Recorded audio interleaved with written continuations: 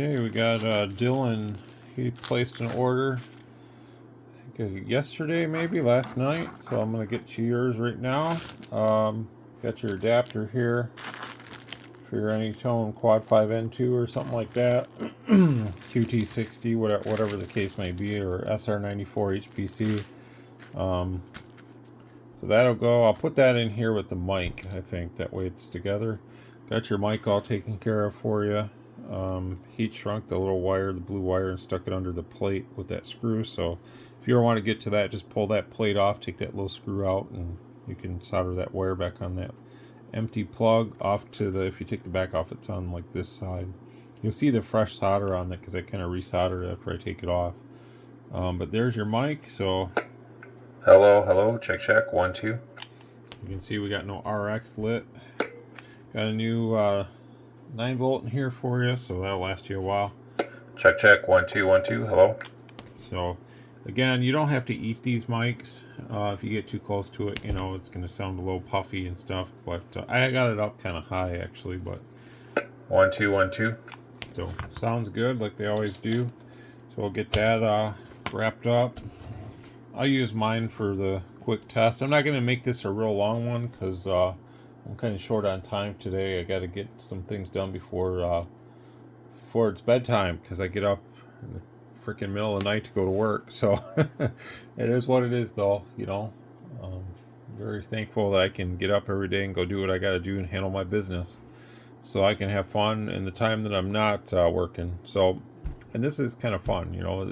I don't look at this like it's a job. I mean, this is something I bring on myself every day when there's guys gracious enough to place orders with me and stuff, and I appreciate everybody, and I just enjoy kind of doing what I do when I can. So I'm here to help out, but I can't help with everything. So again, I don't do any of the repair stuff or any of that. I got my own radio stuff here I need to mess with, and to be honest, I just kind of don't care about doing it lately. I got some old style radios I'd like to recap and stuff, and I'm just too lazy to do it. So it is what it is, man. I like to just have fun, and one day when I'm not so busy with a full-time job and stuff, maybe then I'll do some more stuff for myself. But for me to like come out here and say, oh man, you can send in whatever you want, and you know, I'm not that guy for that. You know, the hobby is too important to me. The personal life is too important to me to bog myself down with all kinds of stress of old radios, which God knows what's been done to them. But there are guys out there that are really good. I don't know.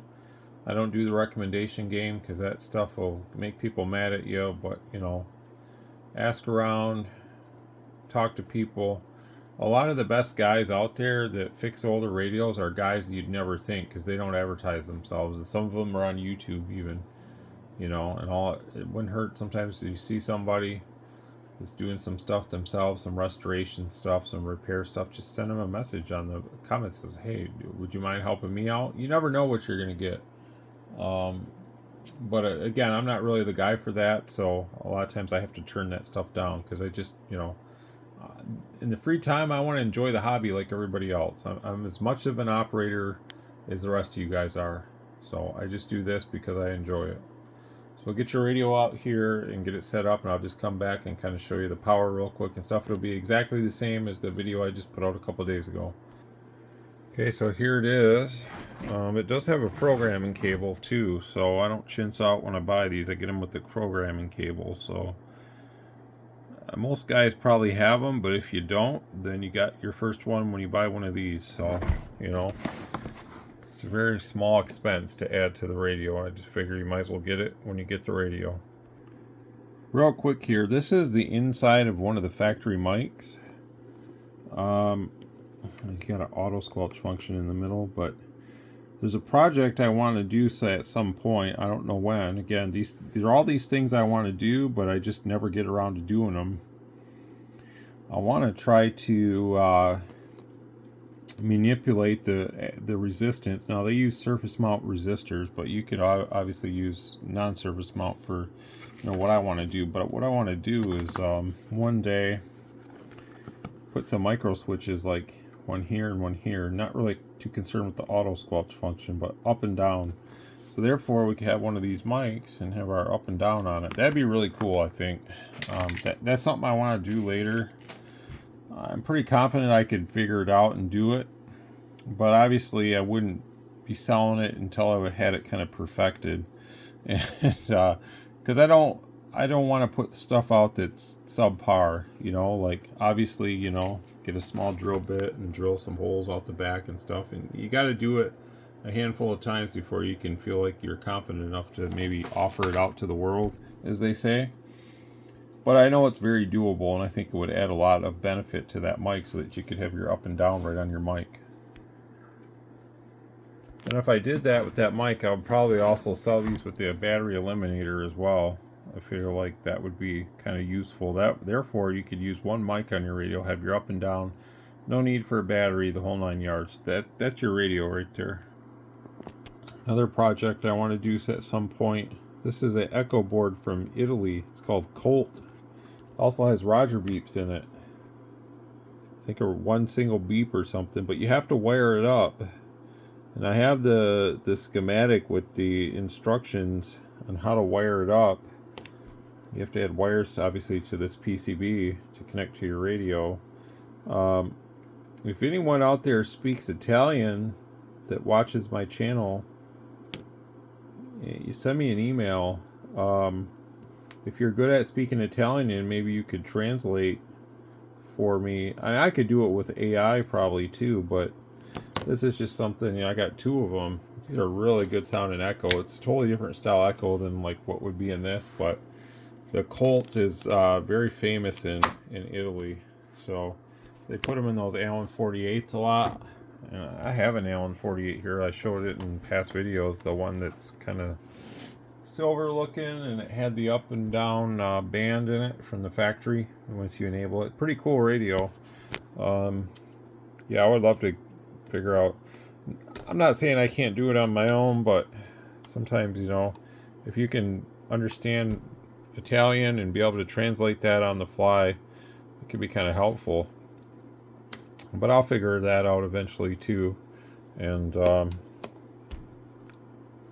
all in good time, as they say. I like to fill myself with projects that I want to do for the days when I'm not doing so much and I'm not working and stuff, you know. So I'm not saying things are going to happen overnight, but it's good to keep your mind active and, you know, have little things to maybe do in the future.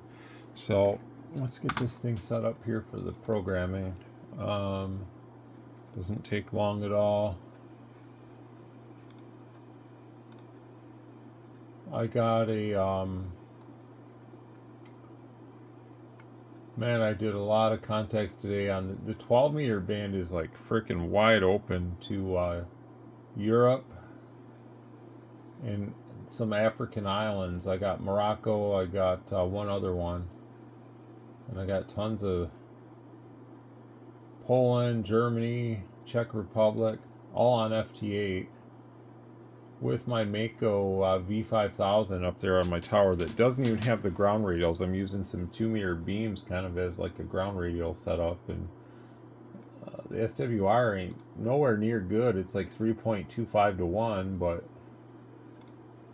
with the little tuner on the ICOM 7300, it seems to make the radio happy enough, and it seems to be propagating no problem over to Europe. So it's pretty crazy.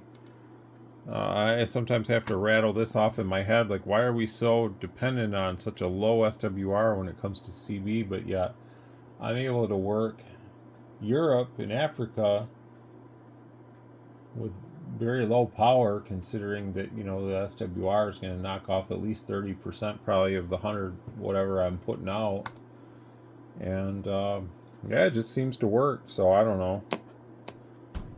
I got some I bought some monoband end-fed half waves from DX Engineering the other day. I'm too lazy to go out there and maybe put one up, just for the simple fact that, I mean, what I got seems to be working. So there you go. There's that. Alright, so I'm going to get this set up for you, and I'll come back and kind of just show you the end, the power, and then we'll just check the receiver. I'm going to get yours boxed up, and like I said, I got to get heading off to bigger and better things, as they say in La La Land soon, because the day is about over for me. Okay, so here we go. Here's the radio. Got the mic. So I'm just going to slide the slider a little bit here.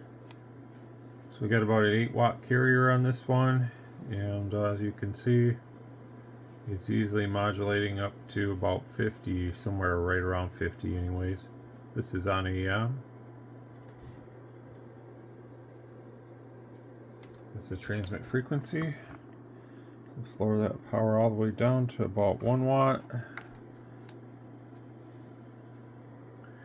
There's about 1 watt right there. 1, 2, 3, 4, 5. Check 1, 2. Check 1, 2. Hello. And you can see there, that's what it does. People will say that this isn't textbook. Well, this is the design of the audio circuit of the radio. So under a tone, everything looks great. In the real world, we don't talk with tones. We talk with our human voice, and radios are designed a certain way to have more peak power, more swing, whatever you want to call it. Now, yeah, you can go in and turn this thing wide open. And honestly, it doesn't make it sound bad, distorted, anything, but I don't really think it's needed, but some guys like it, and so be it. But you know, it just creates a little bit more amplifier drive, which in turn makes them, especially if you're not running a meter that really, it's going to show you like a really good interpretation of peak, then obviously, you know, you need that kind of. Your TXR light working. Put this in FM first. Light gain can stay all the way up on this all the time. NRC. See if we can't. Whoops, did I just go by the talkback? Yes, I did. Oh man, keep doing that. There we go. So we'll turn that up to about 20 something. That should be good. And we'll turn these echoes both on. Turn the Roger beep on.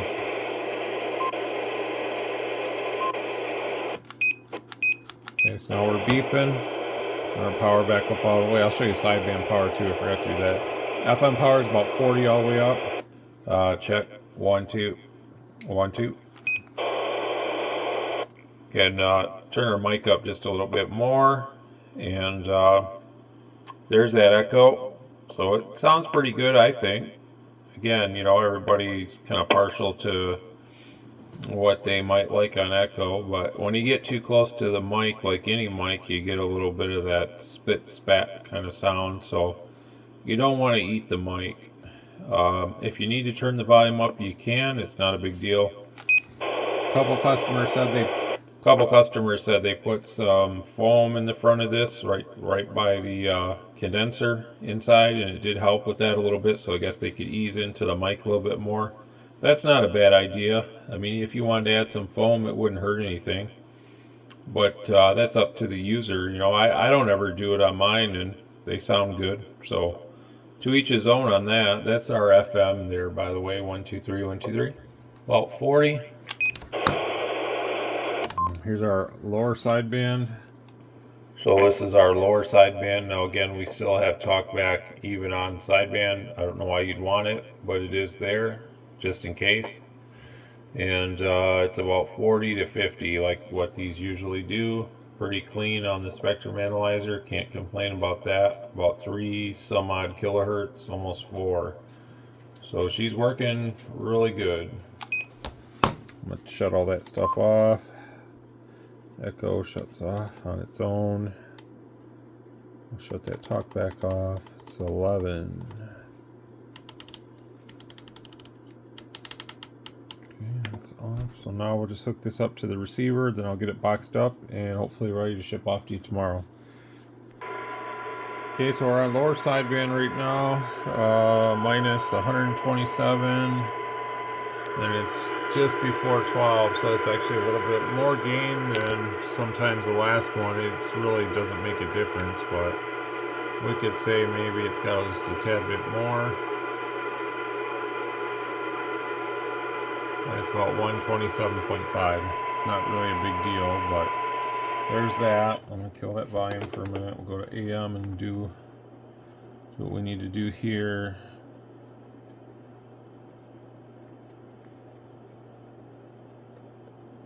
Okay, there's S9 on AM, by the way. It's just like it should be.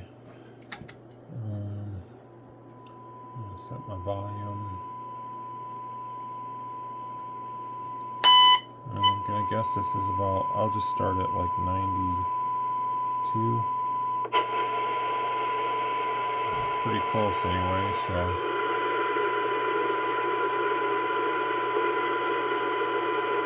So it's about 112, 113 when we factor in the attenuator. So it's working good.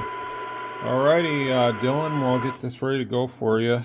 And I really appreciate you. And I'll throw some more cards in there for you. If you don't want them, give them to some of your buddies or something. I'm trying to get rid of these QSL cards. I got a lot of them. So I'm definitely going to start. You get like 3 right now. Some of the smaller orders, if I can't fit them in the package, I'm sorry, but then you don't get any. So if you got something small, like if you just bought like the mic adapter, I can't fit that in the little envelope. I ship those in, so unfortunately you don't get any. But other than that, if you order like a meter, a microphone, whatever, you get some cards. Not like it's a big deal, but they are some cool cards. My friend in Germany made them. 73.